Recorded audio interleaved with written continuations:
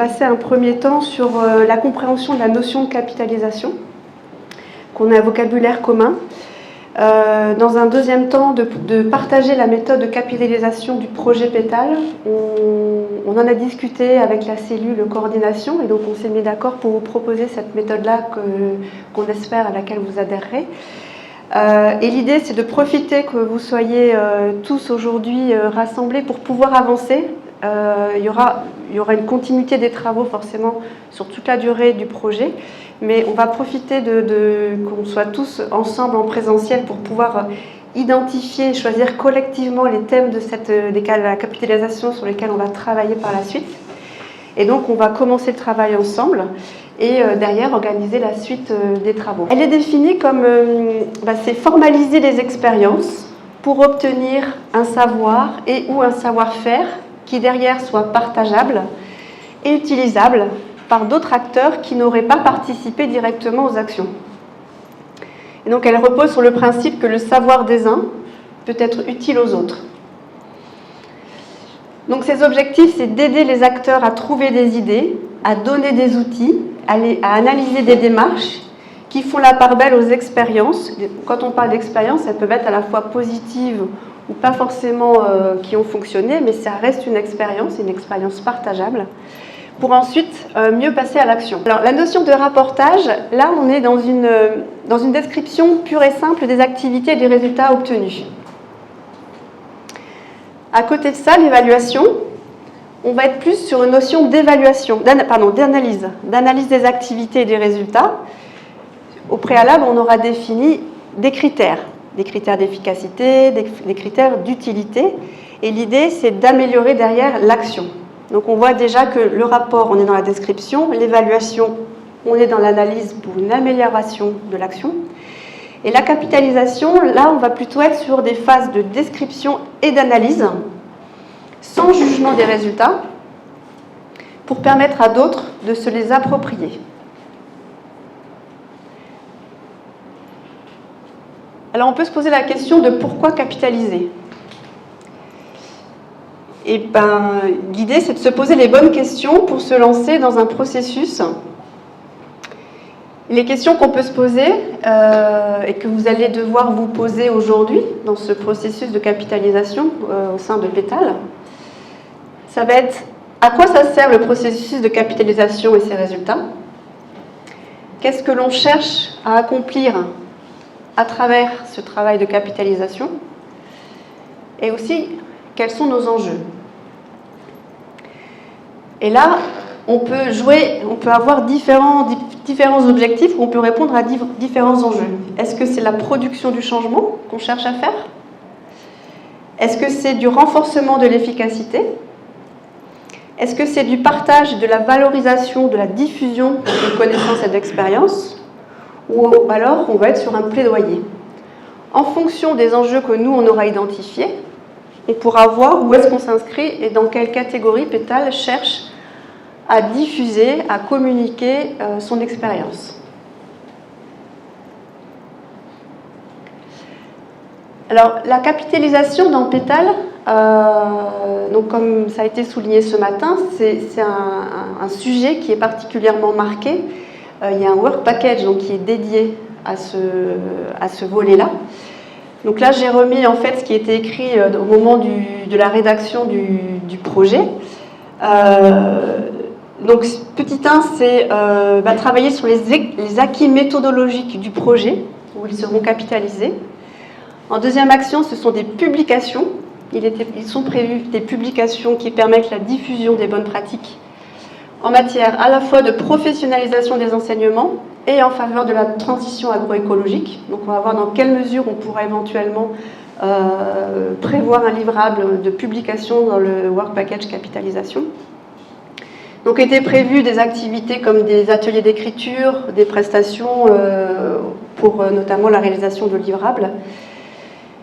Et de façon plus détaillée, c'est indiqué donc les activités du projet seront mises en œuvre avec dès le départ le souci de capitaliser des acquis en termes d'adaptation des pratiques pédagogiques, de professionnalisation des formations, de renforcement des liens avec le monde professionnel et la recherche, mais aussi de production de connaissances dans le domaine de la transition agroécologique alimentaire.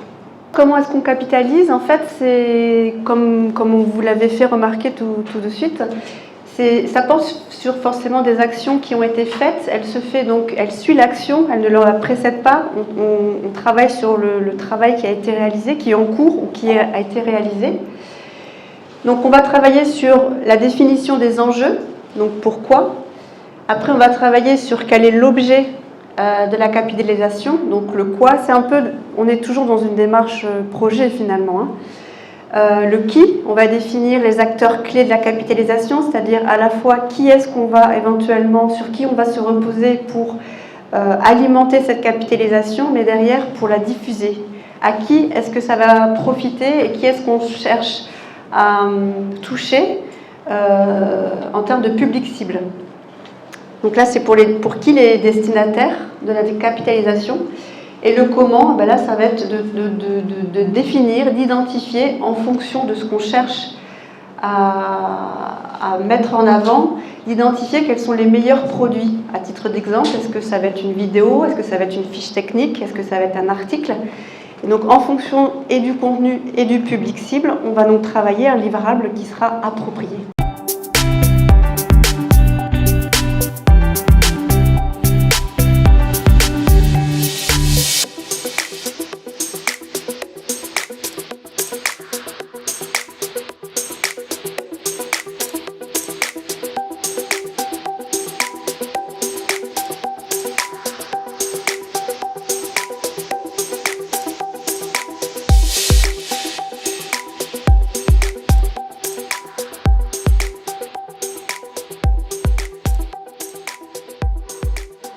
D'avoir posé cette question. Je me rappelle à l'audition, même certains évaluateurs avaient posé cette question. Et on leur avait dit, en plus de ce que vous venez de dire, que ce serait bien qu'on puisse documenter la spécificité de la rédaction de ce projet. Parce que c'est un projet où, durant la rédaction, on était en pleine pandémie Covid-19, mais malgré la pandémie, il y a eu une adaptation des acteurs, un engagement des acteurs, et on est arrivé à produire quand même un document sans même nous voir. Hein. Je me rappelle, c'est après que le projet ait été accepté, qu'on soit parti à Montpellier, que les deux coordonnateurs se sont vus pour la première fois. Ce qui veut dire que c'est quand même quelque chose qu'il faut montrer que c'est possible.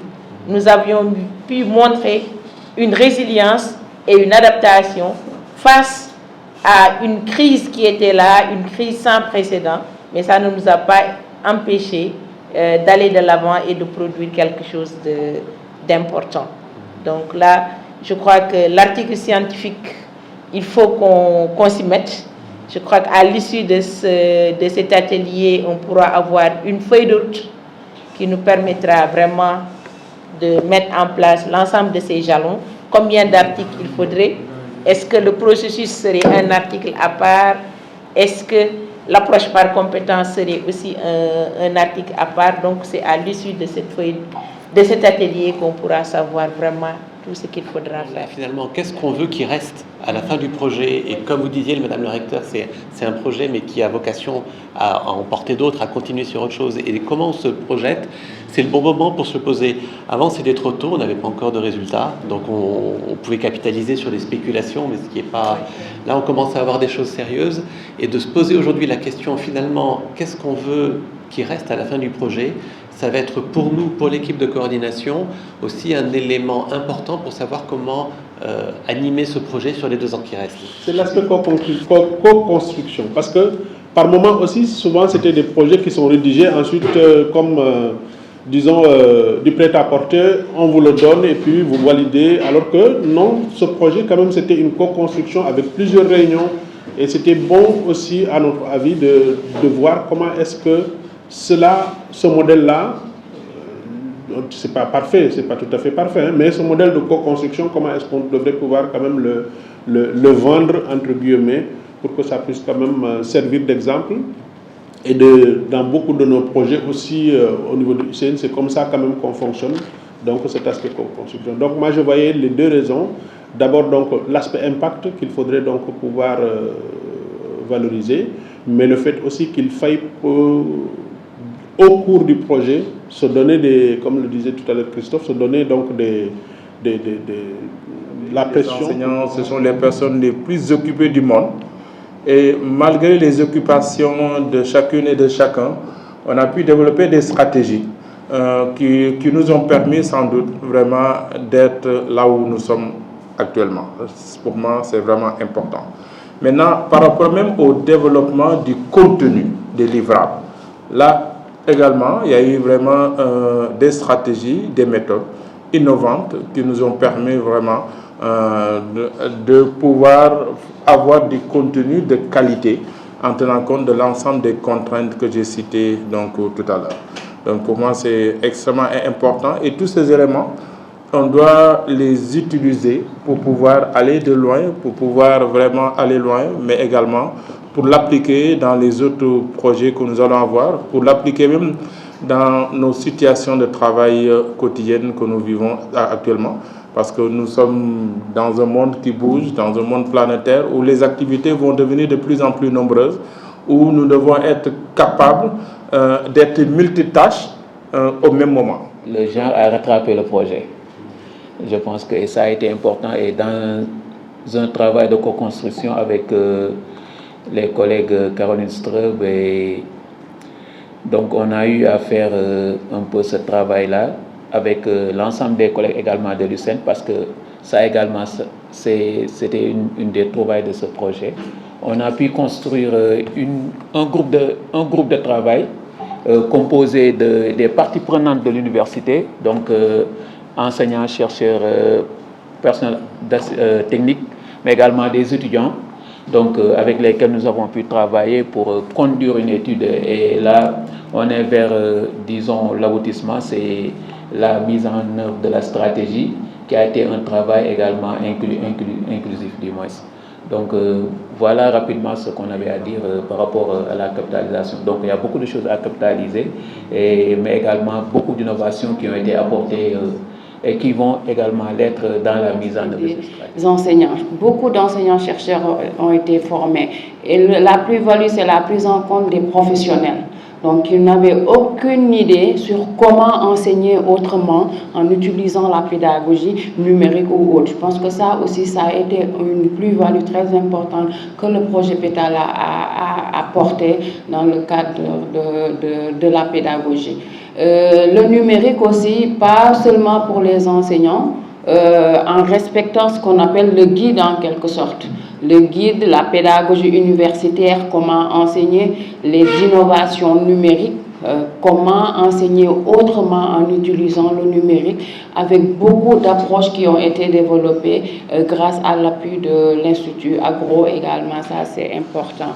Et l'identification, ça veut dire la co-construction que nous avons eu à faire entre pairs, avec les professionnels, avec l'accompagnement de nos partenaires également, avec l'identification d'un guide pour l'action ou par exemple 15 actions prioritaires pour améliorer, pour transformer la pédagogie universitaire que nous avons utilisée. Je pense que ça aussi c'est une base que nous avons et sur laquelle nous allons continuer à travailler dans le but d'améliorer cette pédagogie.